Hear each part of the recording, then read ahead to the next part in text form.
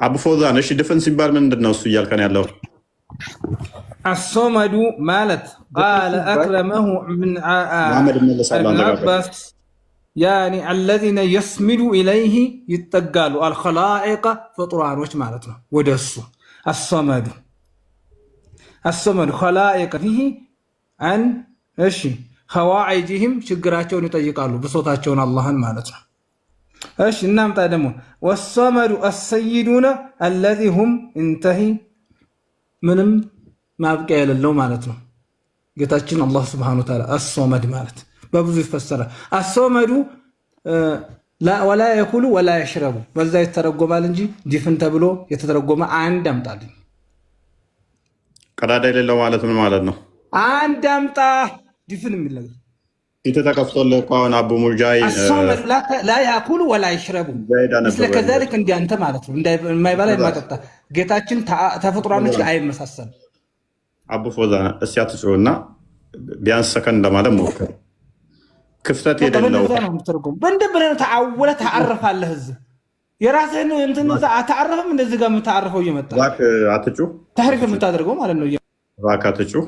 አንድ አይደለም 20 መረጃ ልሰጥ እችላለሁ። እኔ ድፍን የእኛን ሃይማኖት አንተ ነው የምታስተምረው። እናንተ ተረጋጋ። ኩፋር ማለት አይደለም። አንድ አይደለም 20 ልሰጥ እችላለሁ። አረበኛ ተረድተህ ነው የምታስተምረው። እባክህ ተረጋጋ። አንተ تعلمونا ديننا ان انت بتستمرون ولا ناخذ من التوراة توراتنا تنجلكم ምንም አንይዝም ከናንተ ፕሊስ ሱረቱ ኑስ ላይ 94ኛው አያ ላይ ነብይህ እንኳን እኛን እንዲጠይቀን ታዟል። እንኳን አንተ ሱረቱ አናም 43ኛው አያ ላይ እኛን እንድጠይቀን ታዘሃል አንተ ራስህ። ኤኒዌይስ ተረጋጋ። ቁርአንህ ነው የሚያዝህ። አላህን ቃል አክብር። ባላም ተመጣጣነ ኤኒዌይስ ይሰማል ወይ? ተተውራት ዑመር ኢብኑ ኸጣብ የሆነች ብጣሽ ይዞ መጥቶ ሙሳ በህይወት ቢኖር ኖሮ ዑመርና ተቀበለው። ዑመር ነብይህንም የአይምሮ ታማሚ ነው ብሎ ያጣጣለ ሰው ነው። ስለዚህ ዑመርን ተውና ዑመር ከነሱ እንዴት እንቀበላለን እውቀት ያለው ብዙም አትደናነቅበት። ምክንያቱም ነብይ ታሞም እንኳን ያጣጣሉ ናቸው ሳቦች። ስለዚህ ሳቦችን ተዋቸው። የነብይህና አላህ ብለህ የምትከተለው ቁርአን ላይ እኛን እንድትከተል ከኛም ጥያቄ እንድትጠይቅ ታዘሃል። መሀይሞች ህዝቦች ነን ያለው ራሱንና ተከታዮቹን ነው። ሙሐመድ ሱራ ቡሃሪ 1913 ላይ እኔና ተከታዮች ናቸው መሀይም ናቸው እንጂ ያለው የመጽሐፉ ሰዎች ናቸው። እኔስ ወርዷል። ሙሐመድ ቀጥል። ያው እኔ እሱ ጨርሶታል። እዚህ ላይ ሆድ የለውም ሲባል ወይም ደግሞ ድፍን ነው ሲባል የተፈለገበት ምንድን ነው? እያንዳንዱ አረብኛ ላይ ብዙ ከቁርአንም ጀምረ ከሐዲስም ጀምረ ግልጽ የሚቀመጡ አንቀጾችና ሐዲሶች ይኖራሉ። ከዛ ደግሞ እሱን የሚያብራሩ ደግሞ ዑለሞቹ ምንድነው የተፈለገበት በሚለው ላይ ደግሞ ማብራሪያውን ያስቀምጣሉ። እዚህ ላይ ጀውፍ ሲባል ክፍት ወይም ደግሞ ክፍት ነው አላህ Subhanahu Wa Ta'ala ወይም ድፍን ነው አይባልም ሲባል የተፈለገበት ምንድነው? አላህ የሚበላና የሚጠጣ የሆነ ጌታ አይደለም የሚለውን ነው። ያኔ ዑለሞቹ ትርጉም ሰጥተው ያለፉት እንጂ ድፍን ነው ማለት ያኔ ይሄ ለአላህ እንደኛ ከሆነ ወይም ደግሞ እንደ እስልምና ከሆነ ስድብ ነው የሚሆነው። ድፍን ነው ሲባል ይሄ ለአላህ ስድብ ነው የሚሆነው። ስለዚህ በጠቅሉ ሶመር ሲባል የተፈለገበት ምንድነው? የማይበላ የማይጠጣ የተብቃቃ የሆነ ጌታ፣ ፍጥረታቶች ደግሞ ከሱ የሚፈልጉ እሱ ደግሞ ከማንም የማይፈልግ የሆነ ጌታ መሆኑን ነው የሚያስረዳው ማለት ነው። እሱ ምንም ችግር የለውም። በቃ ስለዚህ ምንድነው ጥያቄያችን ኦልሞስት ወደ ኋላ ይመለሳል ማለት ነው። አላህ ቃላቶች እንዳሉት ታምናለህ ሙሐመድ? ቁርአን ላይ ሱራ አሊ ኢምራን ላይ አላህ Subhanahu Wa Ta'ala ቁርአን በሁለት አይነት መልኩ እንደወረደ ወይም ደግሞ ሁለት አይነት እንደሆነ ነው ሲባል አይታወቅም። ሱራ 3:7 ላይ ግልጽ የሆነም ግልጽ ያልሆነም አለ ይላል። ስለዚህ አንተ የትኛውን ነው የምትቀበለው? ግልጽ ያልሆነውን ነው የምትቀበለው? ዲሌማ ነው ጥሎባቸው ሱራ 3:7 ነው የምትጠቅሰው፣ ሌላ ነገር አይደለም። ስለዚህ እሱ በራሱ ውድቅ የሆነ ጥያቄ ውድቅ ነው። ለምን ውድቅ ውድቅ ነው። አትጥቀሰው። ልጠቅሰው የፈለግከው ስለገባኝ ነው። ስለዚህ ከቁርአን ጋር ይጋጫል። እሱ አስቀድሞ አስጨርሰኝ። አንተ የውስጥ አታውቅም። ቆይማ አንተ የውስጥ የሚያውቀው አንድ ፈጣሪ ነው እና አስጨርሰኝና ከዛ ታሊቅ የምታስተካክል ነገር ካለ ታስተካክላለህ፣ ችግር የለውም። እና ምንድን ነው ቁርአን አላህ ሱብሓነሁ ወተዓላ ግልጽ የሆኑ አያቶች አሉ፣ አንቀጾች አሉ። እነዚህ ደግሞ የቁርአን እናት ተብለው የቁርአን እምብርት ወይም ደግሞ እናት ተብለውም ይሰየማሉ። ሌላዎቹ ደግሞ አሻሚ የሆኑ ከአንድ ትርጉም በላይ ያላቸው የቁርአን አናቅስቶች አሉ። እነዚህን ደግሞ ትርጉማቸው የሚያውቀው አላህና ዒልም ላይ ጥግ የደረሱ ዒልም ያላቸው ባለቤቶች ናቸው፣ በዚህ ጉዳይ ላይ እውቀት ያላቸው። ታዲያ እነዚህ ብዙ ስለ አላህ ሱብሓነሁ ወተዓላ እጅ በተመለከተ ቁርአን ላይ መጥቷል። ስለ ፊቱ በተመለከተ ቁርአን መጥቷል። ስለ አይኑ በተመለከተ ማለት ስለ ሁለት አይኖቹ መጥቷል። ስለ እግር በተመለከተ ቁርአን ላይ መጥቷል። አሁን እነዚህ ቁርአን አንቀጾችን እንዴት ነው መረዳት ያለብን ከተባለ ሰለፎቹ ቀደምቶቹ ሁለት አይነት አካሄድ አላቸው። እነዚህ አካሄዳቸው ምንድን ነው? ከፊሎቹ ትርጉሙን አናቅም፣ የአላህ ቃል መሆኑን አምነንበት እናልፋለን፣ ትርጉሙን ግን እንደዚህ ብለን አንሰጥም ብለው ሄደዋል። ስለዚህ የሰለፎች ሌሎቹ ደግሞ ለአላህ ስብሐነሁ ወተዓላ ለሱ በገለጸው መልኩ የሚያመቹ ነገራቶች ወይም ደግሞ በገለጸ መልኩ እናጸድቃለን ብለው ሄደዋል። ስለዚህ እኔ አካሄዴ ወይም ደግሞ አንተ ምንድን ነው ካልከኝ እኔ እንደዚህ አይነት ሙተሻል ወይም ደግሞ አሻሚ የሆኑ ቁርአን አንቀጾችና ሐዲሶቹ በሚመጡ ሰዓት ላይ ትርጉሙን የሚያውቀው አንድ አላህ ብቻ ነው፣ እኔ አላቅም። ነገር ግን ቁርአኑ የአላህ ቃል መሆኑ ሐዲሱም ደግሞ ከነቢያችን አለይሂ ሰላቱ ሰላም የተረጋገጠ መሆኑን አምንበታለሁ። ነገር ግን ትርጉሙን በዚህ መልኩ አላምንበትም ብዬ በዚህ ሁኔታ ላይ መሄድ ይሄ የሰለፎች አካሄድ ነው። ስለዚህ እጅግር አለው ከዛሊከ ደግሞ ጀሃነም ላይ እግሩን ያስገባል የሚለው ጉዳይ ላይ ትርጉሙን አላህ ይወቀው። ሐዲሱንም ማን ነብዩ ኢማሙ ሻፊዒ ረህመቱላሂ ተዓላ አለይሂ መሐመድ ነብዩ ወደ ሌላ እንዳይሆን ያልካቸው ነገሮች አንድ እንዳማኝ ልትመራበት ትችላለህ፣ እንደዛ ብለህ ማመን ትችላለህ። ነገር ግን አማኝ ላልሆነ ሰው አንተ የጠቀስከው ጥቅስ አያስኬድም። አንድ ኤቲስት የሆነ ወይም አንድ ክርስቲያን አላህ ያውቃል ብትለው፣ ስለዚህ ስለ ሃይማኖት ማታውቅ ከሆነ ስለ አላህ ማታውቅ ከሆነ ጥያቄን አድሬስ ማታደርግ ከሆነ ማን ነው አላህ? ፕላስ ደግሞ ሉክ ግልጽ ማድረግ ሲችል ሱራ 3:7 ላይ ሙተሻቢ የሆኑ አሉ። ከዚህ መጽሐፍ ውስጥ ግልጽ የሆኑ አሉ፣ መረቶች ናቸው። ግልጽ ያልሆኑ ደግሞ አሻሚዎች የሆኑ አሉ። የትኞቹ ናቸው አሻሚ የሆኑ? አልነገረንም። በደንብ ዲሌማ ውስጥ እንዴት እንደከተታቸው ታዘቡ። መጽሐፍ ጻፋችሁና እዚህ መጽሐፍ ውስጥ ለእናንተ ግልጽ ይሆናል፣ ሚስጥር ደግሞ አለም አልነግራችሁ ብዬ ብላችሁ የምታነቡት ሁሉ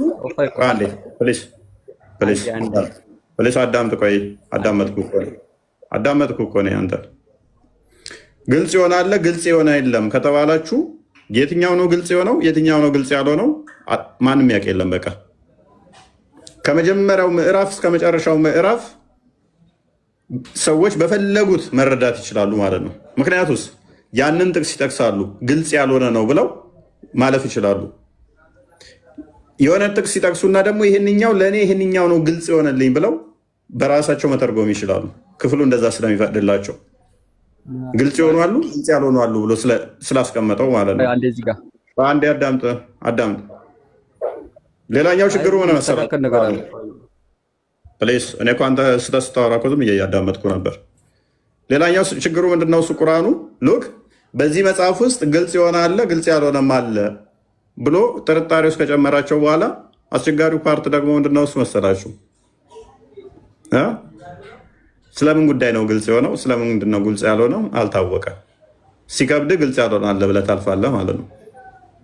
የተረዳኸው ሲመልስልህ ደግሞ ግልጽ አይደለም ትላለህ፣ ግልጽ ነው ትላለህ ማለት ነው። አንተ የከበደህ ግልጽ ያልሆነ ነው ያልከው ለሌላኛው ደግሞ ግልጽ ሊሆን ይችላል።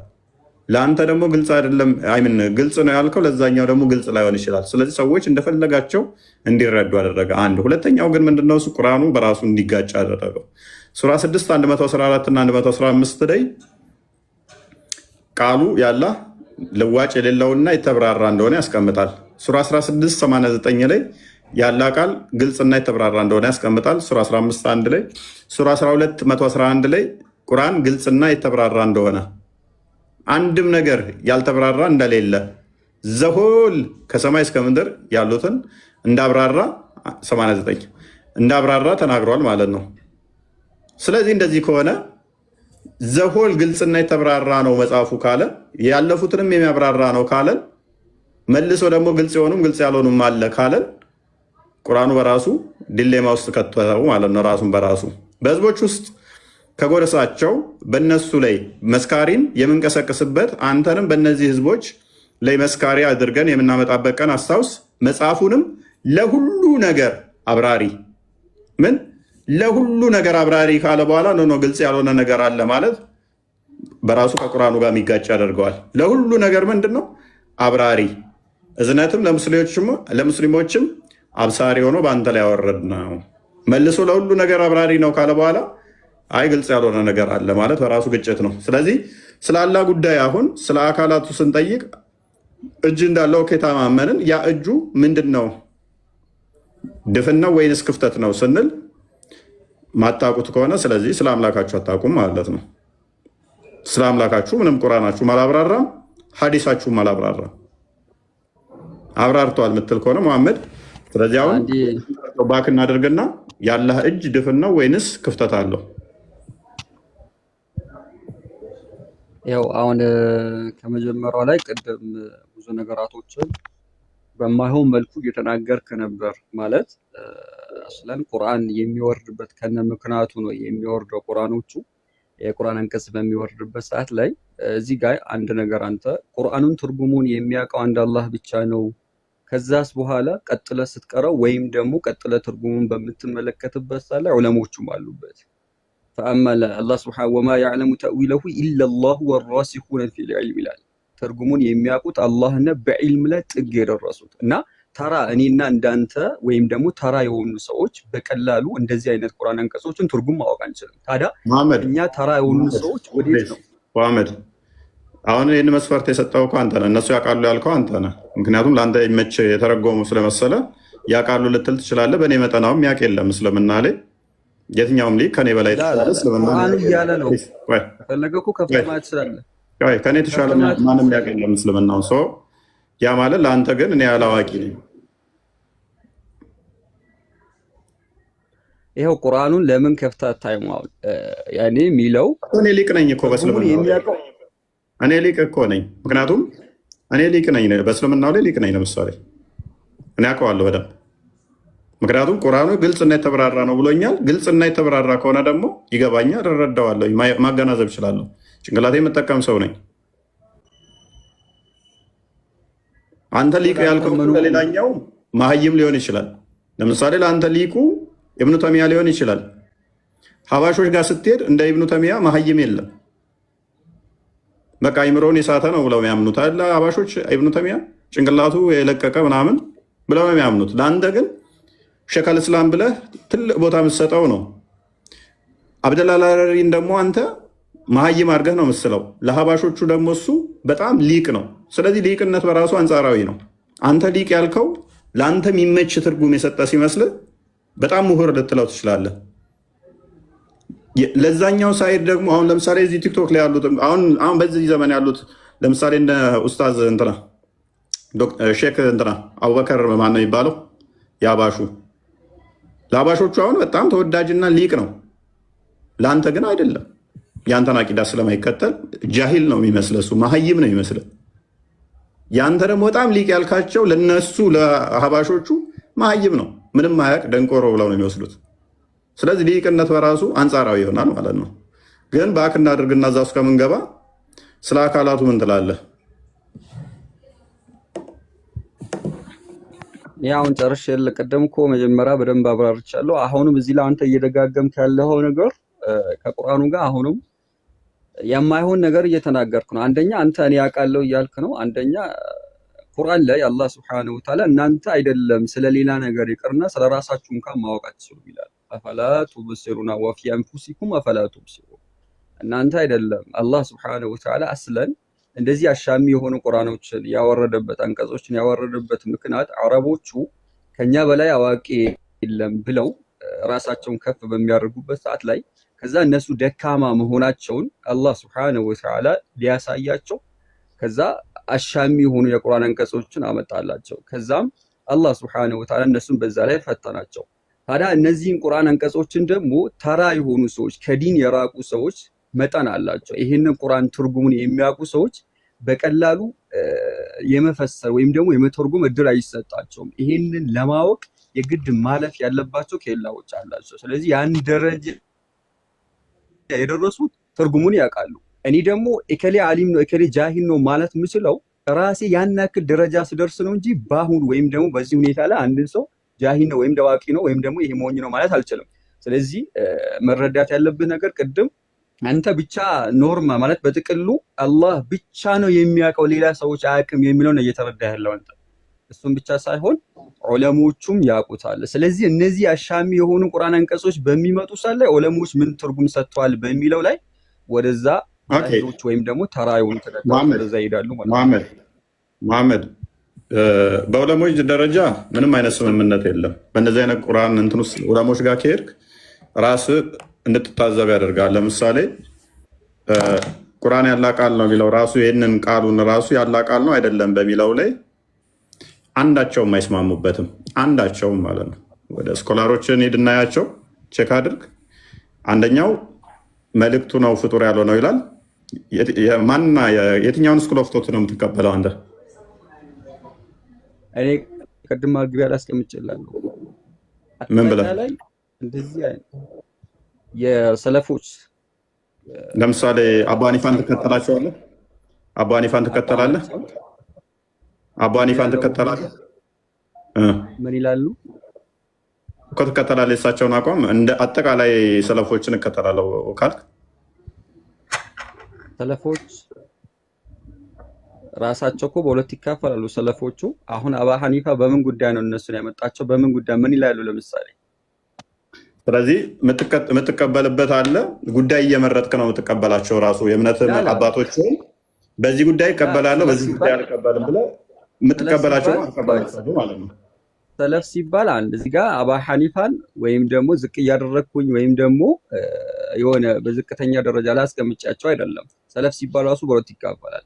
ጥሩዎቹ እና መጥፎቹ ተብለው ይሰይማሉ። ስለዚህ አሁን ሰው ሆኖ አራቱንም የስኩል ኦፍ ቶት ትቀበላቸዋለህ? አራቱንም መዛቦች?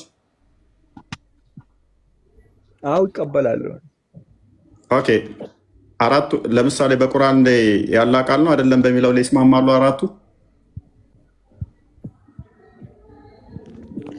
ኺላፍ ይተላለፋሉ። አይገናኙም አራቱ። አንድ በል እንግዲህ ሊቅ የተባሉት እነሱ ናቸው። አራቱም ተላልፈዋል። ስለዚህ ሊቅ ያልካቸው እዚህ ላይ ማጨመር ማስተካከል ያለብኝ ነገር ስላለኝ ነው። እዚህ ላይ መልእክተኛው አለይሂ ሰላቱ ሰላም ምን ብለዋል? የእናንተ ዲናችሁ አንድ ነው፣ መሰረት ላኢላሃ ኢለላህ ላይ ሁላችሁም አንድ ናችሁ። ነገር ግን እናንተ በአባታችሁ ልክ እንደ አባት ልጅ ናችሁ፣ በእናቶቻችሁ ደግሞ ትለያያላችሁ። ምን ማለት ነው? በተውሂዳችሁ ላይ በላኢላሃ ኢለላህ ላይ አንድ ናችሁ። ነገር ግን በፍሩዕ ላይ በአህካም ላይ በህግጋቶች ላይ ትለያያላችሁ። ለምሳሌ ኢማም አቡ ሐኒፋ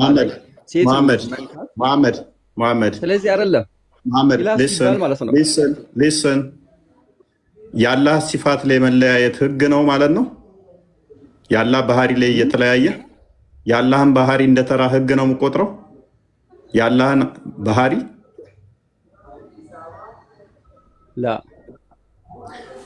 የአላህ ቃል ቁርአን ቃል የሚለው እኮ ሲፋት ነው ብለህ ነው የምታምነው አይደለ? የአላህ ሲፋ ነው ብለህ ነው የምታምነው አይደለ? ታዲያ እንዴት ነው እሱ ላይ ተለያይተህ ህግ ላይ ልትለያይ ትችላለህ ብለህ ቀለል አድርገህ ትወስደዋለህ? እኔ አሁን ቅድም እያልክ የነበረው አንተ ኖርማል ሙሉ ላይ ያላ ቃል ላይ እያልኩ ነው፣ ቁርአን ላይ እያልኩ ነው። ስለዚህ ዲቴል እዛ ውስጥ አንግባ፣ አዋጣም። ግን ወደ ዋናው ቶፒክ እንመለስና ፈርዘር እየሄድን ነው። አንዱን እየወለደ አካላቱ ላይ ያለን አቋም ግልጽ አላደረግከውም። አካል እንዳለው እንተማመናለን፣ ተማምነናል። አንተ ትቀበላለህ። አታሪ አቂዳን እንደምትከተል አሻሪዎች ይሄን አይቀበሉም። ሙተዚላዎች ይሄን አይቀበሉም። አንተ አታሪና ቂዳ እንደምትቀበለው ሁሉ አካል አለው ብለህ ታምናለህ። ያ አካሉ ድፍን ነው ወይንስ ክፍተት ነው የሚለው ምንድን ነው እይታ? እሱን ግልጽ አላደረክልንም። እኔ ነገርኩህ እኮ አካል የሚል ነገር ቁርአንም ላይ በብዙ መልኩ በሐዲስም ላይ መጥቷል። እነዚህ ነገራቶችን ዑለሞች የሄዱበትን አካሄድ ነገር ያለው ከዛ ውጪ ወደ ቀጥታ ማዕናውን ትርጉሙን ይሄ እንደዚህ ሁለት እጅ አለው ከዛ ደግሞ ሁለት አይን አለው ከዛ እግር አለው በሚለው ላይ ዑለሞች ራሱ የሄዱበት አካሄድ ሁለቱም አካሄድ ምርጥ አካሄድ ነው። ምንም የሚጋጭበት አካሄድ አይደለም። የትኛው እናንተ ብትቀበለው? እሺ አንተ የትኛው? ሁለቱንም ነው የሚቀበለው። ሁለቱንም ምን የሚለውና ምን የሚለው? ለምሳሌ የመጀመሪያውን ተቀበለው። አንደኞቹ ምን ይላሉ? እኛ አናቅም ትርጉማቸውን እነዚህ ነገራቶች ማለት በቁርአን ላይ የመጡትን አንደኞቹ ምን የሚለው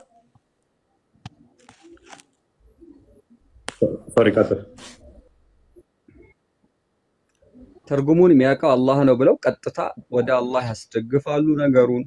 ሁለተኞቹ ደግሞ ትርጉሙን ይሰጡና በሚያመችም ለምሳሌ እጅ በሚለው ላይ የአላህ ሱብሓነሁ ወተዓላ ቁድራ ችሎታ በሚለው እከሌ በኔ ቁጥጥር ስር ነው እንደምትለው ሁሉ ያን ላይ በዛ መልኩ ላይ ዑለሞቹ ትርጉም ሰጥተው ይሄዳሉ። ስለዚህ የሁለቱም ዑለሞች አካሄድ ምርጥና ደግሞ ያኔ አህለ ሱና ወልጀማ የሚሄዱበትም አካሄድ ነው ማለት። ስለዚህ ይሄ ነው የዑለሞችና አህለ ሱናዎች ወልጀማዎች ወይ ደግሞ የሙስሊሞች አቂዳቸው ማለት ነው።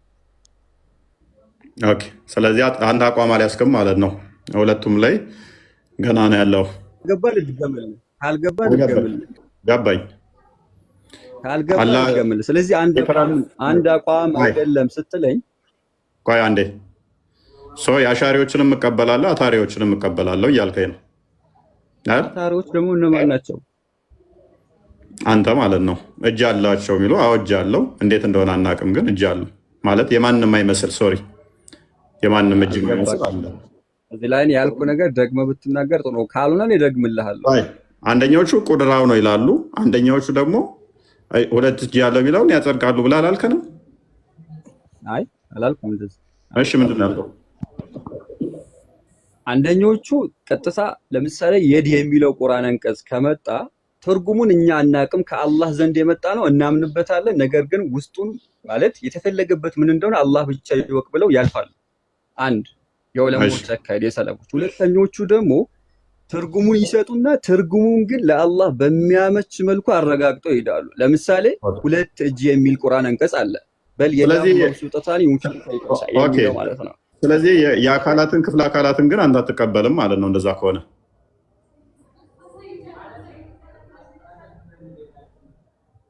መሐመድ ይሰማል? አቤት። ይኸው የኔ ሳይሆን አንተ ሳይሆን ማትቀበለው ሰለፎችን ንግግር እየነገርኩልህ አንተ ለምን አትቀበልም? እኮ የራሴ አቋም እኮ አይደለም እየነገርኩህ። ችግር የለውም። እሺ ስለዚህ እንዴት ብዬ ልግለጽልህ? የሚያጸድቁ ስላሉ ነው። እጅ የሚያጸድቁ እንዳሉ ታውቃለህ። አዎ እጅ አለው፣ አይን አለው፣ እግር አለው፣ ባት አለው፣ ማንም አይመስል የሚለው አሉ አይደለ?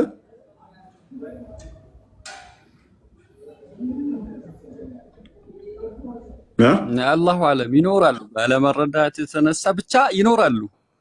ቴንኪው በቃ አሁን ተግባባል። ስለዚህ እኔ እነኛ ውስጥ ፈርጀህ ነው እስካሁን እያወራ ያለሁት፣ ግልጽ ስላደረክልኝ ነው በደንብ።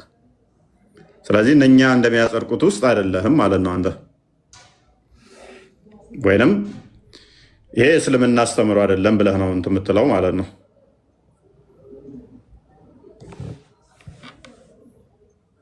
ኦኬ ክርስቲያን ወጥቶ ነው አሁን የተግባባ መሰለኝ፣ ያገኘው መሰለኝ ፖይንትህን፣ የአንተንም እይታ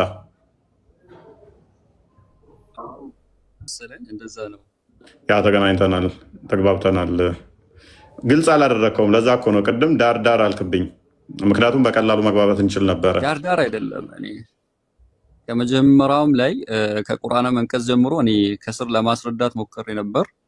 ያ ነው የሰለፎች አቋም፣ የኔ አቋም ሳይሆን የነሱ አካሄዳቸው። ሁለቱም አካሄድ ምርጥ ነው፣ ያንን ነው። ከዛ ውጪ አሁን አንተ በምትለው መልኩ ሀታ አሁን ራሱ ስለ አላህ Subhanahu Wa Ta'ala ድፍን ነው በሚለው ራሱ ዑለሞቹ ቀጥታ ብዙ ቁርአን አንቀጾች አሁን ታውቃለህ ይቀመጣሉ። ከዛ ደግሞ የተፈለገበት ምንድን ነው ብለው ዑለሞቹ ራሱን የቻለ ትርጉም ይሰጣሉ። ቀጥታ ቁርአኑ ስለመጣ ወይም ደግሞ ቁርአን ነው የአላህ ቃል ነው ተብሎ ቀጥታ መሆኑን ቃሉ የአላህ ቃል መሆኑን ይታመንና ከዛ ትርጉሙን ደግሞ ወደ ዑለሞቹ ያስጠጉና በዛ መልኩ ነው የሚሄደው። ሶመድ በሚለውም ላይ አላህ የሚጠጣ አይደለም የጠብቃቃ ነው በሚለው ላይ የእኛ ጥያቄው ምንድነው? የሚመጣው አካላቶችን ካጸደቅክ ግን ይሄ ጥያቄዎች ይነሳሉ። አካላቶቹ የምታጸድቅ ከሆነ ይመጣሉ። ለዛ ነው ምክንያቱም አለው ብለህ ካመንክ አትሊስት ከሁለት አንዱ ሊሆን ይችላል ማለት ነው። ወይ ድፍን ነው የሚሆነው ወይንም ደግሞ ክፍተት ይኖረዋል የአካል ማለት ነው። አለው ብለው ለሚያጸድቁት ነው ጥያቄያችን። ቢ አግኝተኛል አሁን ያ ቢ አብደላ አይ ቲንክ አብደላ አለ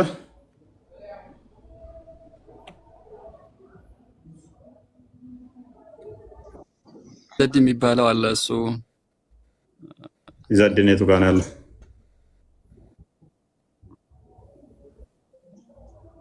ይዘድን አለ የት አለ? አይታየኝም ለኔ። አለው ሰላም ብያለሁ። ኦኬ እንኳን ደህና መጣህ። እንኳን ደህና ቆያችሁ። መልካም ይዞ ኦኬ። አንተ አካላት ታጸድቃለህ? አለ አካላቶች ማንንም አይመስሉ አሉት ብለህ እንዴት ነው ታጸድቃለህ? አይ የኔ አቋም ከሙሐሜ ጋር አንድ ነን። ኦኬ ስለዛ ከሱ የበለጠ ምንም መጨመር ነገር የለም። እንደሱ ነው። እኔ እሱ ባብራራው መንገድ ነው ማለት ነው።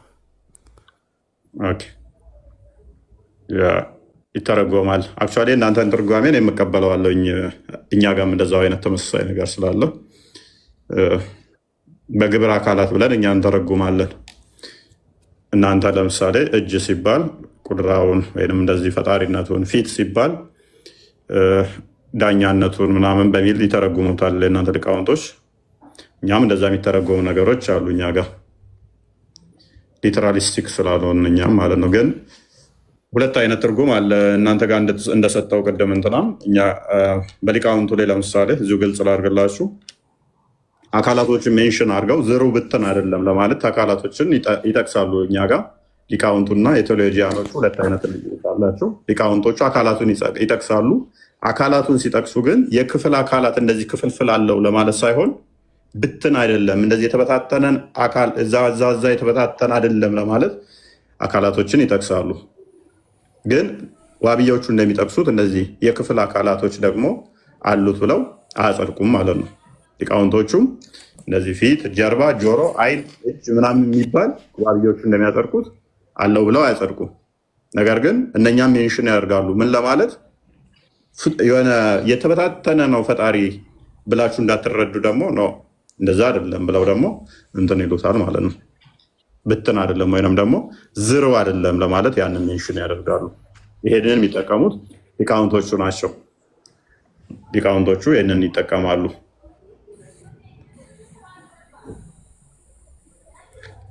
ክርስቲያን አገባም እንደ ምንድን ነው እሱ ዳርዳር የምትለው? እሺ አብደላ ሶሪ አብደላ ይሰማ ባለና መጣ አብደላ ይሰማ አካላቶችን ለሚያጸድቁ እንትን የሚሉ አሁን ምንድነው እሱ ሌላኛው ትንሽ ከበድ የሚያደርገው እነኚህ አካላቶች የሚታዩ ከሆኑ ቂያማ ላይ ደግሞ ገሃነምን በእግሩ ይረግጧት ገሃነምን ይሞላታል ብለው ስለሚያምኑ፣ ስለዚህ ቦታን መሸፈን የሚችል ነው፣ ቦታን መሙላት የሚችል ነው። ቦታን የሚሞላ ነገር ደግሞ በባህሪው ምንድነው እሱ መጠን አለው ማለት ነው። ግዑዝ የግዑዝ አካል ውጤት ነው። የሚታይ ከሆነ ቦታ የሚይዝ ከሆነ ሎክ የሚታይ ከሆነ ቦታ የሚይዝ ከሆነ እሱ ነገር ወይን ሶፍት ነው ወይን ጠንካራ ነው። ውስጡ ክፍት ነው ወይንም ደግሞ ድፍን ነው። ቦታን ኦኮፓይ ስለሚያደርግ ስፔስ ላይ ቦታን መሙላት የሚችል ስለሆነ ያ ነገር የፍጡር ባህሪያት ናቸው ማለት ነው። ቦታ ነሰሰርሊ የትም ሲኖር ከዛ በኋላ ቦታ ያስፈልገዋል። ያለ ቦታ መኖር አይችልም ማለት ነው። ምክንያቱም ገሃነምን በእግሩ ይሞላታል ከተባለ ያ ነገር የሚታይ ከሆነ መሙላት የሚችል ከሆነ ያለ ቦታ መኖር የማይችል ከሆነ እሱ ፈጣሪ ሊሆን አይችልም፣ ፍጡር ነው። ምክንያቱም ቦታ በራሱ ፍጡር ነውና። ኢብኑ እንኳን ደህና መጣ።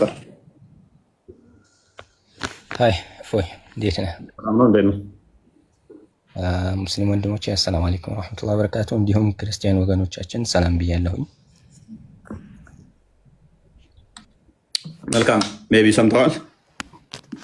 ከተፈቀደልኝ ፎይ ጥያቄ ነበር። ቀጥልሽ። ኦኬ፣ አንድ ሰው አመሰግናለሁ እድሉን ስለተሰጠኝ። አንድ ሰው ክርስቲያን ለመሆን መስፈርቱ ምንድን ነው? ክርስቲያን ለመሆን አትሊስት መማር አለበት። ዶግማቲክ የሆኑ ትምህርቶች አሉን። አይ ቲንክ እናንተ አርካኖል እስላም የምትሏቸው 5 እንትን አሏችሁ። እኛም ደግሞ 5 መሰረቶች አሉን። እኛም መማር አለበት።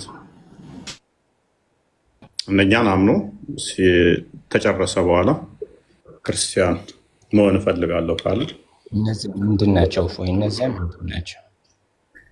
ኦኬ፣ አንደኛ በአብ በወልድ በመንፈስ ቅዱስ ማመን በመጀመሪያ፣ ከዛ በሚስጥረ ስላሴ ካመነ በኋላ፣ ከዛ በኋላ ሚስጥረ ስጋዌን ያምናል፣ ትንሣኤ ሙታንን ያምናል፣ ጥምቀትን ያምናል። ከዛ ምንድነው የቀረን? ጥምቀት፣ ቁርባን፣ ትንሣኤ ሙታን፣ ጥምቀት፣ ሚስጥረ ቁርባን፣ 5ቱ። ኦኬ፣ አሁን እነዚህ ማለት በደረጃ ነው ወይስ ዝም ብሎ ማለት እንዴት ነው? አሁን ለምሳሌ እኛ በሙስሊሞች በኩል ያኔ አርካኑል ኢስላም ሲባል 5ቱ መስፈርቶች በሪዋያ መልኩ ሰነዱን በያዘ መልኩ ቀጥታ በሐዲስ መልኩ መጥተዋል። ያን ነገር አሁን እነዚህ ኦርደሮች በመጽሐፍ ቅዱስም ይሁን በሌሎች መጽሐፎቻችሁ በምታምኑባቸው ኦርደር ተደርገው ተቀምጠዋል። አሁን እነዛ ነገር ልክ በሐዲሱ መሰረት እንደተቀመጠው የእናንተ ያ ነገር ኦርደር ተደርገው ተቀምጠዋል ወይስ እንዴት ነው?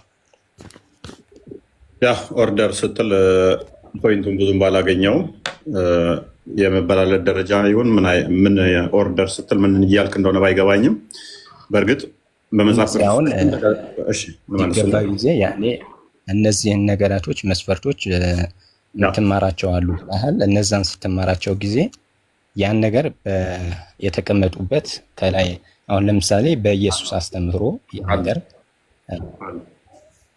በእነኚህ እንድናምን አዘናለሁ። ያው ለምሳሌ በቀደም ብያለሁ፣ በአብ በወልድ በመንፈስ ቅዱስ ማመን አለብህ። የመጀመሪያ ትማራለህ ይህንን። ስለዚህ ይህንን ዮሐንስ ወንጌል ምዕራፍ 14 ቁጥር 1 እስከ 3 አካባቢ ከ1 እስከ 2 ወይም እስከ 3፣ ማቴዎስ ወንጌል ምዕራፍ 28 ከቁጥር 19 እስከ 20 ይህንን ዲቴል ትማረዋለህ። ማብራሪያዎች አሉት። 1 በጥምቀት ማመን አለብህ ወይ? አዎ።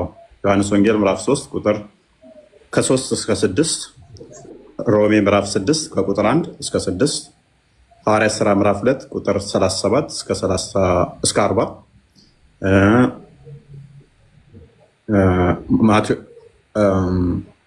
ማርቆስ ወንጌል ምዕራፍ 16 ላይ ተጠቅሷል። ጥምቀት፣ ትንሣኤ ሙታን እና ትንሣኤ ሙታን ደግሞ አንደኛ ቆሮንቶስ ምዕራፍ 15 ከቁጥር 12 እስከ 47 48 አካባቢ ዲቴል ተብራርቷል፣ ተጠቅሷል። እያንዳንዱ እንዴት ሞተን እንደምንነሳ ማለት ነው። እንዲሁም ደግሞ ዮሐንስ ወንጌል ምዕራፍ 11 ቁጥር 25 አንድ ክርስቲያን ያልሆነ አካል ወደ ክርስትና ሲገባ ጊዜ አሁን ለምሳሌ በአብ ወልድ በመንፈስ ትንሣኤ ሙታን ዮሐንስ ወንጌል ምዕራፍ 11 ቁጥር 25 ላይ ስለዚህ ሞተን እንደምንነሳ ተዘርዝረዋል። ተጨማሪ ጥቅሶችም ይኖራሉ ማለት ነው። ቁርባን ይቀራል። ቁርባን ደግሞ ማቴዎስ ወንጌል ምዕራፍ 26 ቁጥር ከ26 እስከ 29 እንዲሁም ደግሞ ዮሐንስ ወንጌል ምዕራፍ 6 ከቁጥር 48 እስከ 58 ተዘርዝሯል ማለት ነው። ሌላ የቀረኝ ምን ላይ ነው አለ? ክርስቲያን ካለ ጨምርበት። አሁን በወልድ በመንፈስ በአብ በወልድ በመንፈስ ለምሳሌ አንድ ሙስሊም ያልሆነ ክርስቲያን ያልሆነ አካል ወደ ክርስትና ለመግባት ሲፈልግ ወልድ አብ፣ ወልድ መንፈስ እነዚህን ተቀብሎ ነው መግባት አለበት የሚለውን እንትኑና አውጥተህ ልታሳይ ትችላለህ። የኢየሱስ አስተምሮ ማለት ነው። ኦኬ በአብ በወልድ ማመን አለባቸው የሚል ማሳየት ትችላለህ ወይ? በሚገባ አለ። ምክንያቱም ሙሉ መጽሐፍ ቅዱሳችን ይህንን ስለሚናገር ማለት ነው። በእኔ የምመኑ በአባቴ የምመኑ ደጋግሞ ክርስቶስ ስለነገረን ማለት ነው። ስለዚህ በልጁ እናምናለን፣ በአባቱ እናምናለን። ታላቁም ትእዛዝ ደግሞ ምንድነው? እሱ በአብ በወልድ መንፈስ ቅዱስ ስም ሰዎች እየተጠመቁ ደቀ መዝሙር እንዲሆኑ የታዘዝ ነው። ማቴዎስ ወንጌል ምዕራፍ 28 ቁጥር 19 እስከ 20 የሚናገረው ይህንን ነው። ዮሐንስ ወንጌል ምዕራፍ 14 ቁጥር 1 ጀምሮ ታወጣልኛለህ? ይቅርታ ፎይ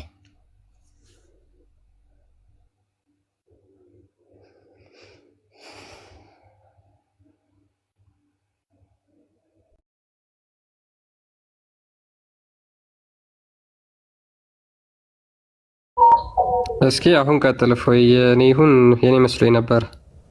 የለውም ነበር ተቋርጦ ነበር መሰለኝ። ኦኬ ምን ብዬ ነው ያቋርጥ?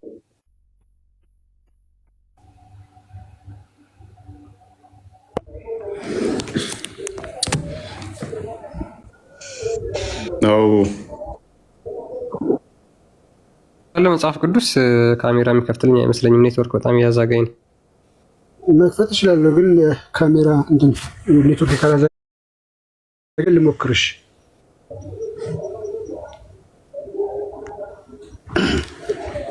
ኦኬ እሺ ልክፈትልህ። ምን ልክፈት ቦስ? ኦኬ ማቴዎስ ወንጌል ምዕራፍ 28 ቁጥር 19 ማቴዎስ 28 19 28 19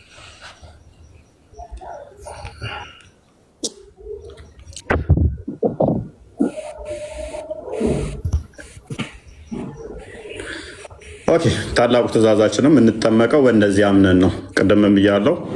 ከአምስቱ ዶግማችን ውስጥ አንዱ ምንድነው? በአብ በወልድ በመንፈስ ቅዱስ ማመን፣ በመንፈስ አይምን መጠመቅ ብያለሁ። ኦኬ ክርስቶስ የሰጠን ትእዛዝ አንደኛው ምንድነው? እሱ እንግዲህ ሂዱ ወደ ዓለም ወደ ዓለም እንግዲህ ሂዱና አሕዛብን ሁሉ በአብ በወልድ በመንፈስ ቅዱስ ስም እያጠመቃችኋቸው ደቀ መዝሙርቴ ሁሉ እያጠመቃችኋቸው ያዘዛቸውንም ሁሉ እንዲጠብቁ እያስተማራችኋቸው ደቀ መዝሙርት አድርጓቸው፣ እነሆም እኔ እስከ ዓለም ፍጻሜ ድረስ ከእናንተ ጋር ነኝና። ስለዚህ እናንተ ሻሃዳ ስትይዙ በመሐመድና ባላህ ተዛ መሐመድን ደግሞ ነቢይ አድርጋችሁ የምትይዙት። እኛ ደግሞ በማን ነው አምነን የምንጠመቀው? በአብ በወልድ በመንፈስ ቅዱስ ስም። ስለዚህ መጠመቅ አለብን በአብ በወልድ በመንፈስ ቅዱስ ስም። ይሄ ሁለቱ ዶግማችን ይሆናሉ ማለት ነው።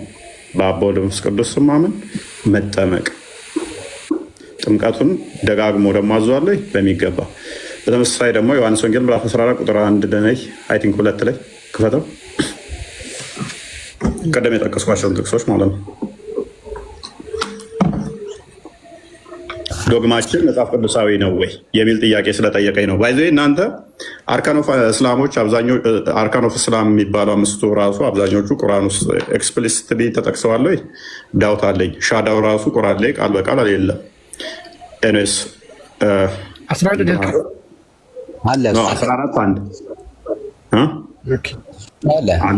አለ ናልከኝ? አዎ አለ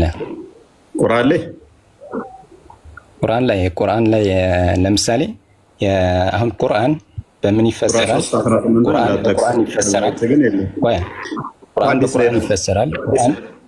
ቁርአን በሐዲስ ይፈሰራል። ቁርአን ደግሞ በሰሐባዎች አቅዋል ይፈሰራል ማለት ነው። ስለዚህ ቁርአን ማለት መመሪያችን ቁርአን ሐዲስ ናቸው። መመሪያችን ቁርአን እና ሐዲስ ነው። አሁን ለምሳሌ ቁርአን ውስጥ እሺ ሆልድ እናድርገውና አንዴ እንትን ያልካውን እንትን በልና ቁርአኑ ላይ ካለም ችግር የለውም፣ ግን የለም ያው በሐዲስ ይፈሰራል ስላልክ ሐዲስ ላይ እንዳላቃለሁ። ሐዲስ ላይ ግን ኤክስፕሊሲቲ ላይ አይደለም። እሱም የግድ በኢሳም መያዝ አለብህ። ኢሳንም የሚያስቀምጥ ስላለ ማለት ነው። ኤነስ ግን ከፍ አድርገው ከፍ አድርገው ሪፍሌክሽን የፒክቸሩ ስለሚገባ ነው እንደዚህ ለብሻል። ቁርአን ላይ አለ ብዙ ቦታ ጀሚል የለም። በፈለከው ወራር እንድላለሁ ቁርአን ላይ የለም ብዬ አይሰማም። የእናንተውን ጨረሱና አይፎ የእናንተውን ጨረሱና ከዛ ወደዚህ ነው ያ ትከፍታለህ። ጀሚል ካለም በቃ ተው አልኩ፣ በኋላ ታወጣላችሁ። እሺ ጀሚል ይጨረስና ከዛ በኋላ ይንቀጥ። እሺ ልባችሁ አይደንግጥ፣ በእግዚአብሔርም እመኑ በእኔም እመኑ ብሎ ትእዛዝ ይሰጣቸዋል። ከዛ ወዲያ ራሱን ማን እንደሆነ ይነግራቸዋል። እውነት ህይወት መንገድ እንደሆነ ራሱ ይነግራቸዋል። ወደ አብም እንደሚሄድ ይነግራቸዋል። ቁጥር 6 ላይ ከዛ አብ በሱ እንዳለ እሱም በአብ እንዳለ ይነግራቸዋል። ስለዚህ ማመን እንዳለብን ነገረን፣ በእርሱም ማመን እንዳለብን ነገረን። እዛ ጋር ደግሞ በማን አምነን እንድንጠመቅ አዘዘን? በአብ በወልድ በመንፈስ ቅዱስ። ስለዚህ መጠመቅ እንዳለብን መጽሐፍ ቅዱስ ያዘናል ወይ? በሚገባ። በአብ በወልድ በመንፈስ ቅዱስ ማመን አለብን? አዎ በደንብ አዘዘን ማለት ነው። ስለዚህ አባት እንዳለው በአባቱ ምንድነው አዘዘን ማለት ነው። በተመሳሳይ ዮሐንስ ወንጌል ምዕራፍ 3 ላይ ቁጥር 3 ጀምራ አንዴ ክፈተው እናጥራውና ምንድነው እሱ ስዕል ማዕት መጽሐፍ ቅዱስ ውስጥ ያለው ማስታወቂያ ለምን ያለው ከፈትክ? ማስታወቂያ የሌለው የለህም እንዴ? ጌታችን ኢየሱስም መልሶ እውነት እውነት እላችኋለሁ ዳግመኛ ያልተወለደ ሰው የእግዚአብሔር መንግስት ለማየት አይችልም። ኒቆዲሞስም ከመሸመገለ በኋላ ሰው ዳግመኛ ሊወለድ ይችላል? ዳግም የሚወለድ ወደ እናቱ ማህፀን ተመልሶ መግባት ይችላል አለው። ከፍ አድርገው።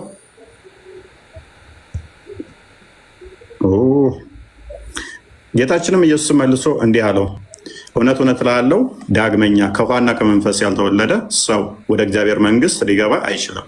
ስለዚህ ትእዛዝ ነው ወይ መጠመቅ? በሚገባ ትእዛዝ ነው። ስለዚህ ተጠመቁ ተብለን ታዘናል። ሁለቱ በእነኚህ ያለቁ ማለት ነው። ሶስተኛው ምንድነው? እሱ ትንሣኤ ሙታን ነው። ሰው ካመነ ምንድነው? እሱ አምኖ ምን ሆናለ? ካመነ ሞቶ እንደሚነሳ ደግሞ ያምናል ማለት ነው። እሱን ደግሞ በማን አምነን የምንነሳው? በክርስቶስ። ዮሐንስ ወንጌል ምዕራፍ 11 ላይ ቁጥር 25 አንዴ ክፈተው።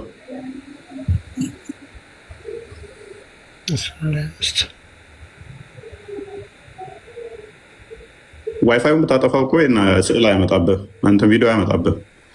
እሺ ጌታችን ኢየሱስም አላት፣ ትንሣኤና ህይወት እኔ ነኝ። ፍጡር ባይዘ እንደዚህ ማንም አይልም። ትንሣኤና ህይወት፣ ለፍጡራን ትንሣኤ መሆን የሚችል ህይወት መሆን የሚችል አንድ ፈጣሪ ብቻ ነው። ምን አላት? ትንሣኤና ህይወት እኔ ነኝ አላት። ኦኬ የሚያምንብኝ ቢሞትም እንኳን ይነሳል አላት። ምን? የሚያምንብኝ ቢሞት እንኳን ይነሳል። ሕያው የሆነ የሚያምንብኝ ሁሉ ለዘላለም አይሞትም። ይህን ታምኛለሽ አላት። ከፈረው እርሷም አዎ ጌታዬ፣ አንተ ወደ ዓለም የሚመጣው የእግዚአብሔር ልጅ ክርስቶስ እንደሆንክ እኔ አምናለሁ አለችው። ስለዚህ በአብ ልጅ በወልድ ማመን የዘላለም ሕይወትን ያስገኛል። ከሞት እንነሳለን፣ በሱ እናምናለን፣ እንነሳለን። ምን ብሏል? ቁጥር 25 ላይ ካየው 6 ላይ የሚያምንብኝ ሁሉ የዘላለም እንደሚነሳ ነገረን። ይሄ እንድናምን ታዘናል ማለት ነው። ስለዚህ አዎ ሞተን አንቀርም፣ እንነሳለን ብለን ትንሣኤ ሙታንን ተስፋ እናደርጋለን ማለት ነው። አራተኛው ምንድነው? እሱ ቁርባን ነው። እሱም ደግሞ ዮሐንስ ወንጌል ምዕራፍ ማቴዎስ ወንጌል ምዕራፍ 26 ቁጥር 29 አንዴ ክፈተው።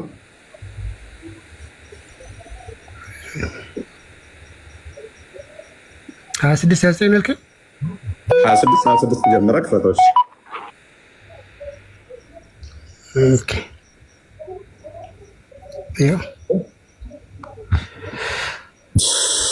እሺ ሲበሉም ኢየሱስ ህብስትን አንስቶ ባረከ፣ ቆርሶም ለደቀ መዛሙርቱ ሰጠና እንካችሁ ብሉ፣ ይህ ሥጋዬ ነው አለ። ጽዋንም አንስቶ አመስግኖም ሰጣቸው፣ እንዲህም አለ፣ ሁላችሁ ከእርሱ ጠጡ አለ። ህብስቱን ባረከ፣ ሰጣቸው፣ እንኩ ይሄ ስለ እናንተ የሚቆረስ ሥጋዬ ነው። ህብስቱንም አንስቶ ባረከና ጽዋውን ሰጣቸው፣ ጠጡ አላቸው። ከዛስ በጣም ነው ድመት ገላሃል እጅ ቫብሬት ይሆናል። ስለ ብዙዎች ለኃጢአት ይቅርታ የሚፈስ የአዲስ ኪዳን ደሜ ነው። ስለዚህ የአዲስ ኪዳን ደሙ እንደሚፈስ ክርስቶስ ስለኛ እንደሚሰቀል እንደሚሞት ጸሎተ ሐሙስ ስለታ ይሄንን አሳያቸው። ነገር ግን እላችኋለሁ በአባቴ መንግስት ከእናንተ ጋር እንደዚህ ብሎ ይቀጥላል። ኤኔስ ዮሐንስ ወንጌል ምዕራፍ 6 ቁጥር 40 ላይ አንድ ክፈተው። ይሄንን ለደቀ መዝሙርቱ ሰጣቸው። ስለዚህ ይሄ ስለ እናንተ የሚሆን አዲስ ኪዳን ሕግ ነው ብሎ ሰጣቸው፣ ነገራቸው። ዮሐንስ ወንጌል ምዕራፍ 6 ከቁጥር 40 ጀምሮ ሙሉውን አንብቡት፣ እስከ 60 ምናምን ድረስ አንብቡት። የተወሰነውን እኛ እንትን እንበላችሁ። ኦኬ። በኢየሱስም እጅ በጣም ነው የሚንቀጠቀጠው። የአባቱ ፍቃድ የሚያደርግ የዘላለም ሕይወትን እንደሚያገኝ እሱም ከሞት እንደሚያስነሳቸው ክርስቶስ ነገረን። ከዛ ወዲያ ከፍ አድርገው ቁጥር 48 ላይ አድርገው ቁጥር 48 ሙሉውን አንብቡት በደንብ ስለሚናገር። ኦኬ። የሕይወት እንጀራ እኔ ነኝ አለ ማ ክርስቶስ። የሕይወት እንጀራ እኔ ነኝ። አባቶቻችሁ በምድረ በዳ መና በሉ ሞቱም። ከእርሱ የበላ ሁሉ እንዳይሞት ከሰማይ የወረደው እንጀራ እኔ ነኝ። አይምን ይህ ነው አላቸው። ከፍ አድርገው ስለ ስጋ ደግሞ የሚናገረው ቅድም የሰጣቸውን ሕግ ማለት ነው። ቅድም እዛ ጋ ለደቀ መዝሙርቱ ህብስቱን አንስቶ ቆርሶ ሰጣቸው፣ ጽዋውን አንስቶ ሰጣቸውና እንዲያምኑበት ነገራቸው። ከዛ ደግሞ የእኛውን ከሰማይ የወረደ የሕይወት እንጀራ እኔ ማንኛ አላችሁ? ከሰማይ የወረድኩ የሕይወት እንጀራ እኔ ነኝ አላቸው። ቅድም ባሳየኋችሁ ደግሞ እኔ ሕይወት ነኝ፣ የሚያምንብኝ ቢሞት እንኳን ሕያው ይሆናል። ቁጥር 6:40 ላይ ደግሞ እዚሁ ላይ ብትሞቱ እንኳን አስነሳችኋለሁ አለ። ስለዚህ ብንሞት እንነሳለን። እሱ ስለኛ ከሰማይ የወረደ የአብ ልጅ ነው ብለን ማመን አለብን ማለት ነው። በእሱ ስም መጠመቅ አለብን ማለት ነው። ከዛ ደግሞ ስጋ ወደሙን መቀበል አለብን። ስለዚህ ስለ ዓለም ሕይወት የምሰጠው ይህ እንጀራ ስጋዬ ነው አላቸው። ስለዚህ እዛ ጋር ህብስቱን ቆርሶ ይህ ስጋዬ ነው ይህ ደሜ ነው እንዳለው ያንን ማመንና መቀበል ሌላኛው ዶግማችን ይሆናል ማለት ነው። ሙሉ ክፍሉን አንብቡት፣ ረጅም ታይም ስለሚወስድ ማለት ነው። ስለዚህ ዶግማችን እነኚህ ላይ የተመሰረቱ ናቸው። እሺ እፎይ፣ አብ መንፈስ ቅዱስ ሶስቱ የተለያዩ አካል ናቸው ወይስ አንድ እንትን መለኮት ነው ያላቸው? አንድ መለኮት ሶስት አካል ብለን ነው የምናምነው። አንድ መለኮት አብ ማለት ኢየሱስ ነው ማለት ነው? አይደለም፣ አባቱ ያ። ስለዚህ አብና ኢየሱስ የተለያዩ ናቸው ማለት ነው። በአካል ስትል ያ አምላካችን ሕያው ነው ብለን እናምናለን። ቃል አለው ብለን እናምናለን። አምላካችን ሕያው ነው፣ ቃል አለው ብለን እናምናለን። ሕያው ነው ስንል እንደ ግዑዝ ድንጋይ ሕይወት የሌለው ሙት የሆነ ወይንም ደግሞ የሞተ አንድ ሰው ከሞተ ሕይወት የለውም። ወይንም ደግሞ አንድ ድንጋይ ሕይወት የለውም። እንደዛ አይደለም። አምላካችን ሕያው ነው፣ ሕያው ነው። ያ ሕያውነቱ ምን ብለን እንጠራለን? ሕያው ነው ስለ እንደኛ ደግሞ እንዳታመሳስለው፣ እንደኛ ነፍስ የተሰጠው ምናምን ነገር አድርገን እንዳትወስደው። ግን ያ ሕያውነቱን መንፈስ ቅዱስ ብለን እንጠራለን። ሕያውነቱን ግን ይቅርታ፣ ሕያውነቱን ግን ማለት አሁን ሰው ልጆችን በሚያጋጥማቸው በጉለት ተቀላቅሎበታል ማለት ነው። ማለት ሞት ምናምን የመሰለን ማለት ነው። ለምሳሌ መራብ መጠማት የመሰለን ነገር ማለት ነው እግዚአብሔር። ስለዚህ ይህ እንዴት ነው ከሕያው ማለት ሕያው ነው ብለሃል? አይ በባህሪው ይራባል ይጠማል ብለን አናምነው። ይራባል አናምነው። ይራባል፣ አይራብም፣ አይጠማም፣ አይሞትም፣ አይደክምም፣ አይተኛም፣ አይነሳም፣ አይቆምም፣ አይሄድም። እንደዚህ አይነት ነገሮች በፍጹም አይነገሩም። መሄድ፣ መምጣት፣ መቆም፣ መነሳት፣ መቀመጥ ወዘተ የሚባሉ ነገር ለፈጣሪ በባህሪው ይነገራሉ ብለን አናምነው።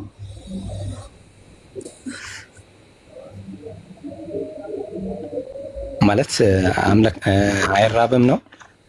አይራብም፣ አይጠማም፣ የለም። መራብና መጠማት ራሱ ለፈጣሪ አይነገርም። ምክንያቱም ምግብ ራሱ የተፈጠረው ለፍጡራን ከጊዜ በኋላ ነው እንጂ በባህሪ ለፈጣሪ እሱን የሚያቆመው የሚያቋቁመው የለም።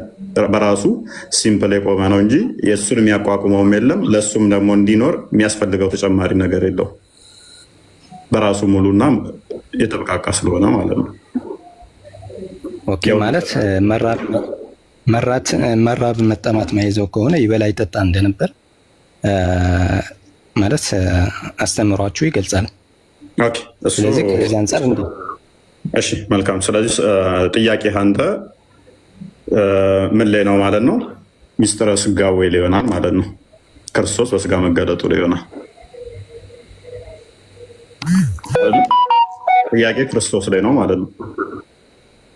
ኖ አሁን እኮ ማለት በስጋ ማለት በመለኮት አንድ ናቸው፣ በስጋ በመንፈስ የተለያዩ ናቸው ብለሃል። ያ በስጋ ብዬ ስለምንድን ነው እሱ ሎከኛ ዲቴልስ አልሄድልህ እንትን ስላልከኝ ነው። ሎከ ቀደም ብያለሁ። አብን መንፈስ ቅዱስን ነገርኩህና ወልድን አልነገርኩህም። ወልድ ማለት ደግሞ ቃል ማለት ነው። አምላካችን ቃል አለው ብለን እናምናለን። ቃል ስንል እንደኔና እንዳንተ ድምፅ አይደለም፣ ድምፀት አይደለም። ነገር ግን ቃል አለው፣ አካላዊ ነው ቃሉ ብለን እናምናለን። አካላዊ ነው ስንል እንደኔና እንዳንተ ዝሩ ያልሆነ ድምፀት ያልሆነ ግን አካላዊ የሆነ ቃል አለው። ያ ቃሉን ሎክ የአምላካችን ያ ቃሉ በስጋ ተገለጠ ብለን እናምናለን። በስጋ ተገለጠ። አንተ ቁርአን ያላ ቃል ነው እንደምትለው ማለት ነው። እኛ ግን ምን ብለን እናምናለን? ቃል ምን ሆነ? በስጋ ተገለጠ። ይሄንን ቃል ምን ብለን እንጠራዋለን? በስጋ ሲገለጥ ስጋው ቃል ወይንም ደግሞ ክርስቶስ ብለን እንጠራዋለን። ስለዚህ ክርስቶስን የምታየው ክርስቶስ የምታየው ያ አምላክ በስጋ የተገለጠ ነው። ስለዚህ ሰው ተብሎ ይጠራል ማለት ነው። ክርስቶስ ማን ይባላል? የሰው ልጅ ይባላል። ምክንያቱም የኔንና አንተን እንደኔና እንዳንተ ሰው የሚያስብል እጅ ይዟል፣ አይን ይዟል፣ ጆሮ ይዟል። ስለዚህ ያ ግን ሰው ብቻ አይደለም። ክርስቶስ ሰው ብቻ አይደለም። በእርሱ ምንድነው የመለኮት ሙላት የተዋሃደው ነው። እሱ በሰውነት ውስጥ ምን የመለኮት ሙላት የተዋሃደ ስለሆነ ሰው ብቻ ተብሎ አይጠራም። ለምሳሌ አንድ መጽሐፍ ይሄ መጽሐፍ ብቻ ተብሎ ይባል ይችላል። ይሄ መጽሐፍ ተራ ፍጡር ሊሆን ይችላል። ቁርአንን ግን ሳመጣልህ ተራ ፍጡር አትለውም። ያላ ቃል ነው የምትለው። ፍጡር ነው ብለህስ ያንን የአላህን ቃል ነው ያልከው ትቀበላለህ? አይልማ። አስተምሯችን አይልማ። ያ ልክ እንደዛው ምክንያቱም ያላህን ቃል ይዟል። ያላህ ቃል ደግሞ ፍጡር አይደለም ብለህ እንደምታምነው ምን አትሊስት ወረቀቱ ቀለሙ ምኑ ፍጡር እንደሆነ እያየኸው ግን ፍጡር ነው ብለህ አትወስደውማ። ያላህን ቃል ስለያዘ ያላህ ቃል ደግሞ ፍጡር ስላልሆነ እኛ ደግሞ ምን እናምናለን? ሎክ ቃል ሁሉን የፈጠረ ነው ብለን እናምናለን። የአብ የባህሪ ቃሉ አካላዊ ነው፣ ፍጡር አይደለም፣ ሁሉን የፈጠረ ነው። ያ ቃል ሁሉን ከፈጠረ በኋላ ግን ስጋን ራሱ አዘጋጀና ከማርያም በዛ ስጋው ተገለጠበት ብለን እናምናለን። ስለዚህ ፍጹም ኢየሱስ አብ ራሱ ነው ማለት ነው። በስጋ ተገልጦ ነው ማለት ነው። አልወጣኝም፣ አብ ራሱ አልወጣኝም። ቃል ለምሳሌ አሁን ኢየሱስ ቃል ከሆነ ኢየሱስ ቁርአን አላህ ራሱ ነው ወይንስ ቃሉ ነው? እሱን እንመጣበታለን። በቁርአን እኮ እንትን ነው ይሄ ቃላት ነው ወይም ደግሞ ይሄ ከፈጣሪ ዘንድ የተወረደ መመሪያ ነው እንጂ ይሄ በእንትን መሰረት አይደለም። መመሪያን ብትለው እኮ ፍጡር ነው፣ ፍጡር አይደለም። አሁን ቁርአንና መጽሐፍና እኮ ለምሳሌ ነቢያት ሊገናኙ አይችሉም። ለምሳሌ እኛ ኢየሱስን የአላህ ሰላም በሱ ላይ ይሁንና ነቢይ ነው ብለን ነው። ከነቢይነትም ደግሞ ከታላላቅ ከተከበሩ ነቢዮች ሙስሊሞች እናምነው ማለት ነው። አሁን ለምሳሌ ነቢይ ማለት ምን ማለት ነው? እሱን እንመጣበታለን። አሁን ርዕሳችን የጀመርነውን አንዴ እንጨርስና አሁን አብ መጀመሪያ ኢየሱስ መጀመሪያ የነበረ በስጋ ተገልጦ ነው ከተባለ ያ መጀመሪያ ኃይሉን የመጀመሪያ ራሱ ጋር የነበረው ስልጣን ተነጥቆ ነው ኃይሉን አጥቶ ነው እዚህ ምድር ከመጣ በኋላ ማለት መሰቀል። አሁን ለምሳሌ በክርስትና አስተምህሮ ተሰቅሏል፣ ተገሏል የሚል በሰዎች ተሰቃይቷል የሚለው ነገር ያን እኛን እንደ ክርስትና አስተምህሮ የእኛን ደም ለማንጻት ኃጢአታችን ለማበስ ነው የመጣው ከተባለ እንኳን አምላክ እዚህ ሳይመጣ ማለት መጀመሪያ ሁሉን ነገር የሚያስገኘው ሁሉም ነገር የሚያደርገው እሱ እስከሆነ ድረስ እዚህ ደረጃ ሳይደርስ ኃይሉን ፍጡሮቹን ከፈለገ ይቅር ማለት አይችልም ነበር ወይ? እዚህ መጥቶ ኃይሉን አጥቶ በዚህ ልክ ተሰቅሎ እስኪሞት ድረስ ከሚደርስ ማለት ነው። ካስረዘምኩ በይቅርታ። አይ ችግር የለውም። ያ እዛ ሆኖ ይቅር ማለት አይችልም ነበር ወይ? ለምን አስፈለገ ወደዚህ መምጣቱ የሚል ነው። ሜይ ቢ ኃይል አጥቶ ነው አቅም አጥቶ ነው የሚል ነው አይደል ጥያቄ? የተገደለው እንደዛ ነው መሰለኝ። ሰማለ? አዎ እንትን አሁን ለምሳሌ ቃል ነው ብለሃል ኢየሱስ። ቃል ከሆነ ደግሞ ያን የመጣበትን መጀመሪያ የነበረበትን አንደኛ ወደ ምድር አምላክ በዚህ ልክ ሆኖ የመከሰቱን፣ ሁለተኛ ደግሞ እንግዲህ ኃጢአታችን ሊያብስ ነው የመጣውም የሚል እንደ ክርስትናው አስተምሮ አምላክ ከፈለገ የባሮቹን ኃጢአት ሊፈውስና ወይም ደግሞ ሊያብስ ከፈለገ ምድር ወርዶ መሰቃየቱና መገደሉ ይህን ደረጃ መዳረሱ አምላክን ይመጥናል ወይ? ለአምላክስ ይህ የተገባ ነው ወይ? መልካም። ምንድነው እሱ ለምንድነው እሱ በዚህ መጠን እንትን ያለው? አሁን አምላክን ይመጥናል ላይመጥን የሚለው መስፈርታችን ምንድን ነው የሚለውን እዛ ላይ በእርግጥ አምላክን ሉክ የፍጡር የተደረጉ ነገሮች ሁሉ እሱ ላይ ክብሩ ላይ የሚጨምሩ ነገሮች ምንም ነገር የሉም። አይደለም መሰቀል፣ መገረፍ፣ መመታት፣ መደብደብ፣ መተፋት እንኳን ለአምላክ ለፍጡራን ራሱ ክብር ቢጨምሩ ናቸው እንትን አይደሉም። ሜኑስ ግን ፈጣሪ በራሱ ክቡር ነው። ከፍጡራንም ክብር የሚፈልግ አይደለም። እንኳን መሰቀሉ፣ መገረፉ እንደገና እስከ ሞት ድረስ መድረስ ይቅርና ፈጣሪ ፍጡራንን በመፍጠሩ ራሱ ምን የሚከብረው ነገር አለ? ክብር በፊት ሳይኖረው ቀርቶ ኢቨን አሁን መፍጠር ትልቅ ነገር ሊመስለን ይችላል። ሰማይና ምድርን የፈጠረ ምናምን ስንል ሰማይና ምድርን ስለፈጠረ እሱ ክብር ጨመረለት ማለት ነው ለፈጣሪ። እንደዛ መፍጠሩ ራሱ ምንም ክብር ለሱ የሚጨምርበት ነገር የለም። መፍጠር በራሱ ማለት ነው ትልቅ ነገር የሚመስለው። እንደ ክርስትናው እንደውም የባህሪው ወራሽ እንድንሆን የእሱ ወራሽ እንድንሆን ነው እንጂ የፈጠረን እሱ እንዲከብር ነገር አይደለም። ይሄ ደግሞ መደብደብ፣ መገረፍ፣ መመታት ደግሞ ጭራሽ ከዛም ይከፋል ማለት ነው በሰውኛ ስናስበው። ስለዚህ መፍጠሩ በራሱ ራሱ ክብር ተብሎ ማይገለጥ ከሆነ መፍጠር በራሱ ማለት ነው። ምክንያቱም እሱ አስቀድሞ ከፍጡራ ምንም የሚፈልግ ስላልሆነ የሆነ ሰዓት የሆነ ነገር ጎድላው በሆነ የሚሞላው ስላልሆነ ማለት ነው። ታዲያ ለምንድን ነው እሱ እዛ ሆኖ መማር ሲችል ለምንድን ያልማረው? ለምን እንደዚህ አይነት ሀስል ውስጥ የሚመስል በሰውኛ ስንረዳው መጣ ሲሆን ምንድነው እሱ የእኛን የክርስትናውን አረዳድ በደንብ ማወቅ ያስፈልጋል። እኛ ምን እናምናለን? ፈጣሪ ፈራጅ ነው ብለን እናምናለን። ፈራጅ ነው። ፍርዱ ማንም አይሽረው፣ ማንም አይለውጠው። ፈራጅ ነው ብለን ነው ምናምን። ስለዚህ ዘፍጥረት ምዕራፍ 2 ላይ ከቁጥር 14 አካባቢ ጀምረ ስታነበው አዳምና ሔዋን እንደተፈጠሩ በኋላ ገነት ሲያስገባቸው ከገነት ካለ ዛፍ ሁሉ ብሉ አላቸው፣ ፈቀደላቸው። ነገር ግን አንድ ዛፍ እንዳበሉ አላቸው። ከአንዲት ዛፍ እንዳበሉ ይሄ ቁርአን ላይም አለ። ሱረቱ በቀራ ላይ ከቁጥር 34 እስከ 38፣ ሱራ 7 ላይም አለ፣ ሱራ 20 ላይም አለ። ከገነት ካለ ዛፍ ሁሉ ብሉ፣ ነገር ግን መልካምና ክፉ ከሚያሳውቀው እንዳበሉ ብሎ ትእዛዝ ሰጣቸው። አንድ ዛፍ ነው የከለከላቸው። ለምን መከልከል አስፈለገው? ዘፍጥረት ምዕራፍ 1 ቁጥር 28 ላይ ገዢ አድርጎ ሾሟቸዋል። ሁሉን እንዲገዙ ፈቀደላቸው። ስለዚህ አምላክ በባህሪው ገዢ ነው። ልብ በል፣ የፍጡራን ገዢ ነው አምላክ። አዳምና ሔዋንን ፈጠረና ግን ሁሉን ግዙ አላቸው። በሁሉ ላይ ሾማቸው፣ ስልጣን ሰጣቸው። የሁሉ ገዢ ከሆኑ ስለዚህ አዳምና ሔዋን የሁሉ ገዢ መሆናቸው ከታወቀ አትሊስት ለፈጣሪ ደግሞ እነሱ መገዛት መቻል አለባቸው። ለፈጣሪ በምን መገዛታቸው ይታወቃል? የሁሉ የበላይ ካደረጋቸውና ከሾማቸው ገዢ ካደረጋቸው ለፈጣሪ በምንድን ነው ገዢነታቸው የሚታወቀው? ሕግ ያስፈልጋል። ሕጓ ምንድነች? አንዲት ነገር ብቻ። ሁሉም ፈቀደና እችን ዛፍ እንዳልነው እቺ አትብሉ ከዚህ ይቻላቸው። ያቺ ሕግ ምን ትባላለች? የፍቅር ሕግ ወይንም ደግሞ ድንበር ትባላለች። የፈጣሪና የፍጡር እነሱ ያችን በመጠበቅ ለፈጣሪ ተገዢ መሆናቸውን የሚያሳውቁባት ነበር። ነገር ግን አንፎርቹኔትሊ ሱራ ልል ነበረ። ዘፍጥረት ምዕራፍ 3 ላይ ከቁጥር 1 ጀምሮ ሴጣን በእባብ ልብ ውስጥ አድሮ ሄዶ ይገባባቸዋል ማለት ነው። ከዛ ይወሰውሳቸዋል። እግዚአብሔር እንዳበሉ አላችሁን ብሎ ይጠይቃቸዋል። ሔዋንን ይጠይቃታል።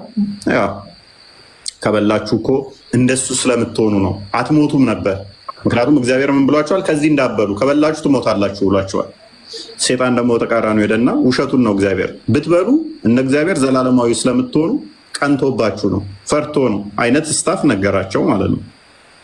ስለዚህ ዛፉን አዩ፣ ከእግዚአብሔር ትእዛዝና ሕግ ይልቅ የሴጣኑ ተመቻቸውና ወስደው በሉ።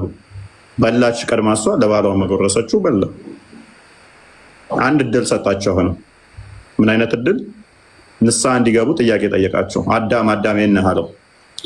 አዳም ፈርቼ ተደብቄያለሁ አለ። ለምን ተደበቅ? ለምን ፈራህ አለው። ልክ አባት ልጁን እንደሚጠይቅ ማለት ነው። ልጅህ የሆነ ሕፃን ልጅ ቢያጠፋ እንዳጠፋ ብርጭቆ እንደሰበረ እያየ ላጮህበት ትችላለህ። ምንድነው የተፈጠረው ምናምን ብለህ ልጠይቀው ትችላለህ። ራሱ እንዲናዘዝ ልጅህ ማለት ነው። ሽምጥጥ ካደረገ ግን ሊያናድደህ ይችላል ይበልጥ። ስለዚህ ምን አለ አዳም? አዎ በላሁ። ለምንድን ነው የበላኸው አለው።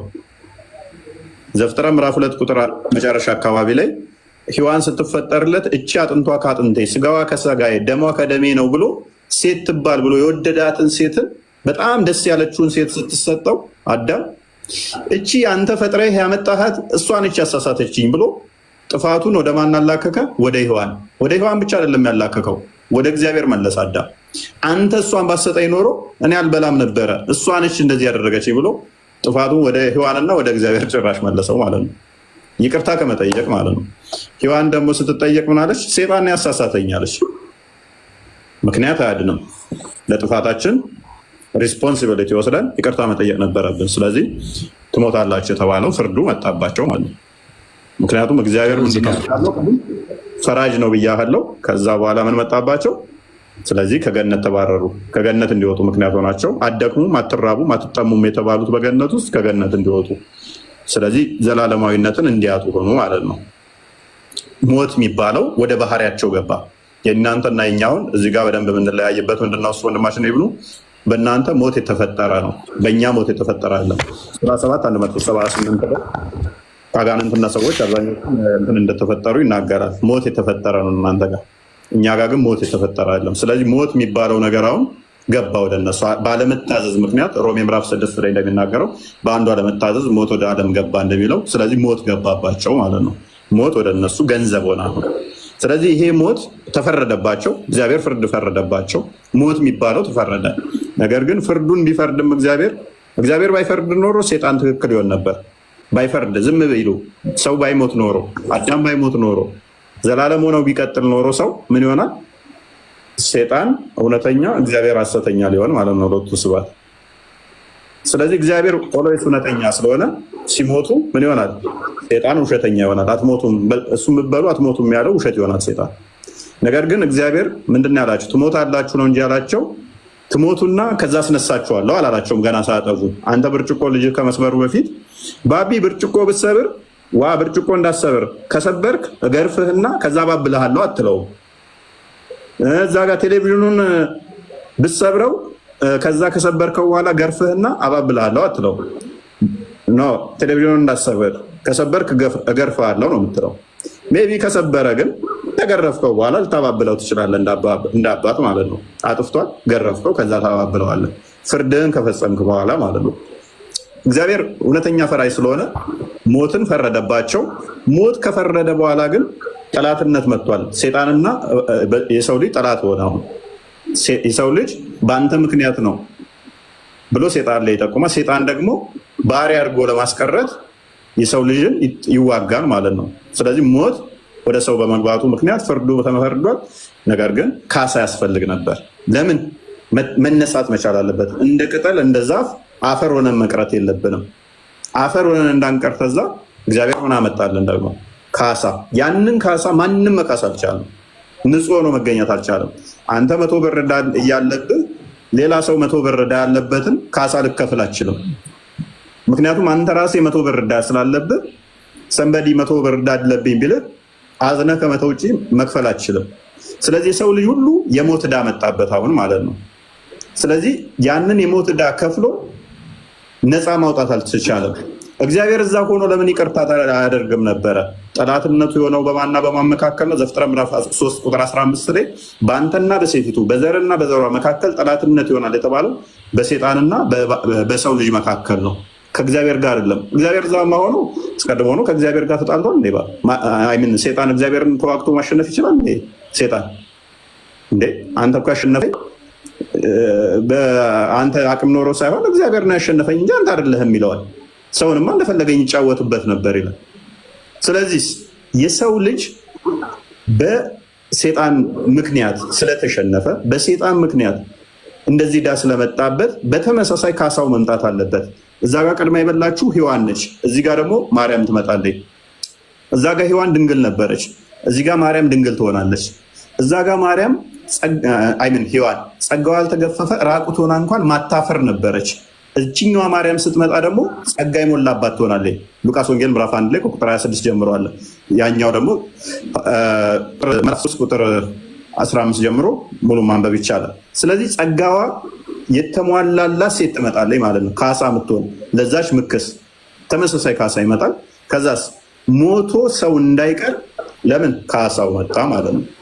ስለዚህ ያ ሴጣን እኛን ያሸነፈን ሴጣንን ያቀርበውና ሉቃስ ወንጌል ምዕራፍ 4 ላይ ከቁጥር 1 ጀምሮ ወደ ከቁጥር 1 ሳይሆን ከቁጥር 8 ምናምን አካባቢ ጀምሮ ያው ማቴዎስ ወንጌል ምዕራፍ 4 ላይ በተመሳሳይ ማቴዎስ ወንጌል ምዕራፍ 4 ሉቃስ ወንጌል ምዕራፍ 4 እንዲሁም ደግሞ ሉቃስ ወንጌል ምዕራፍ 10 ላይ ከቁጥር 17 ጀምሮ ሴጣንን አቅርቦ የሰው ልጅ እንዲያሸንፍ ካደረገው በኋላ ይህንን ስልጣን ከዛ ሰዎች ሴጣንን እንዲረግጡ እንዲያሸንፉ ይህንን ጸጋውን ሰጠን።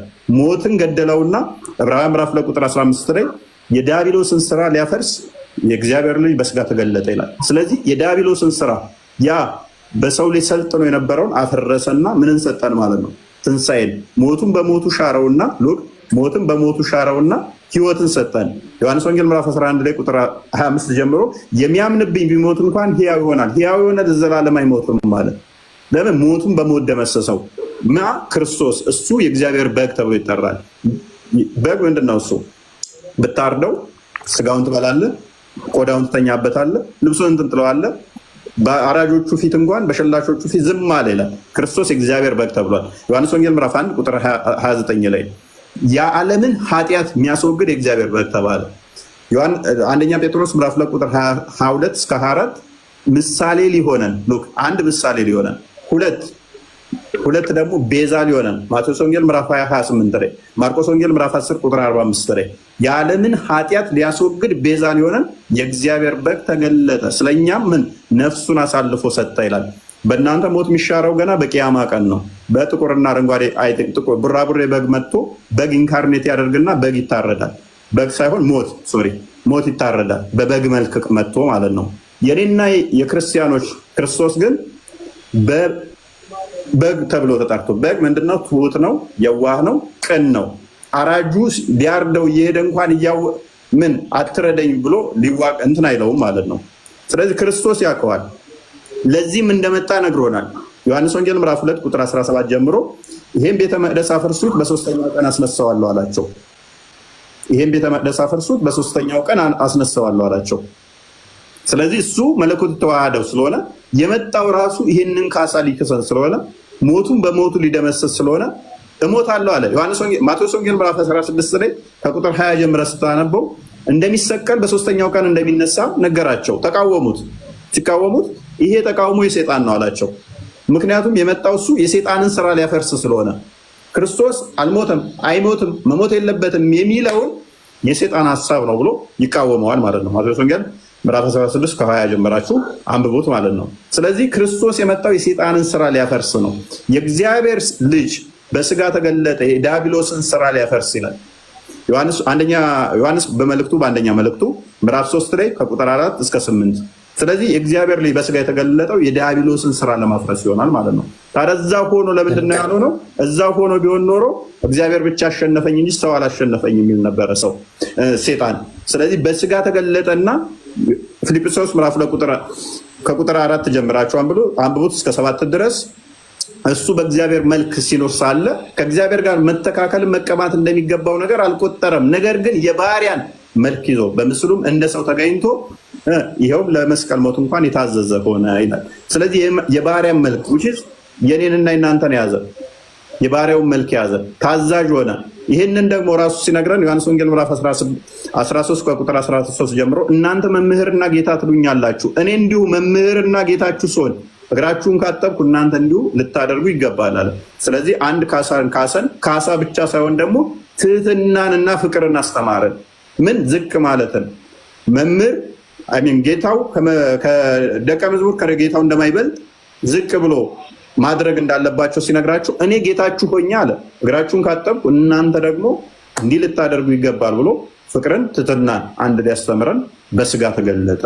ስለዚህ ካሳውን ካሰን፣ ሌላኛው ቤዛ ከመሆኑ በተጨማሪ ፍቅርን ትህትናን አስተማረን።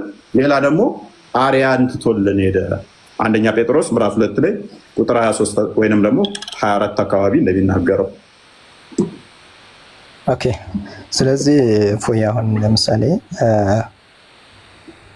በአባታችን አደምና በእናታችን ሐዋ በእናንተ ሔዋን እንደምትሏት እነሱ ባስገኙት ወንጀል አሁን ሰው ልጆች በአጠቃላይ ወንጀለኛ ሆነው ነበር ነው ኢየሱስ እስኪመጣ ድረስ ያለውን እስከዛ ድረስ ሰው ልጆች በኃጢአታቸው ነበር የሚኖሩት እና እነዚያስ አሁን ከዛ በፊት ኢየሱስ ከመምጣቱ በፊትስ የነበሩ የሞቱት እንዴት ነው? የነሱ ኃጢአታቸው ሳይማርላቸው ነው የሄዱት? በምን መልኩ ነው?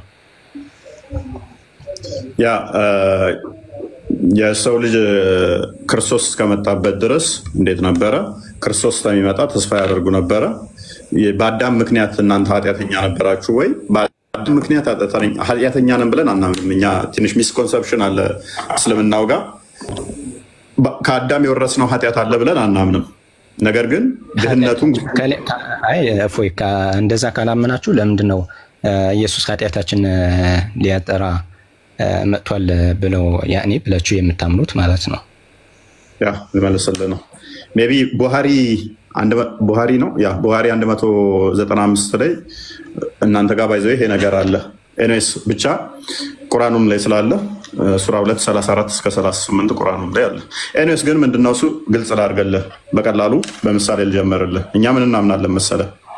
ኃጢአት አክቹዋል ሲን የምትባለውን አልወረስንም። አክቹዋል ሲን ማለት ምን ማለት ነው? ጸበለሷን የበሉት አትብላ ተብለው የታዘዙት አዳምና ሔዋን ናቸው። አክቹዋል ሲን ትባላለች። እሷን የበሉት አዳምና ሔዋን ናቸው። ለምን በላችሁ ጸበለሷን ብለው አንጠየቅም። ጸበለሷ ጫውጫው ትበል፣ ስኳር ስኳር፣ ማርማር ትበል አናቃትም። ምን አገባን እኛ አልበላናትም። እኛ አንጠየቅም በሱ። እሷ አክቹዋል ሲን ትባላለች። የመጀመሪያዋ ኃጢአት እሷን በአዳም ምክንያት የምትባለው እሷን በልታችኋል ተብለን አንጠየቅም። ለምን በላችሁ ተብለን አንጠየቅም። አዳምና ሔዋን ተጠይቀውበታል። አለቀ።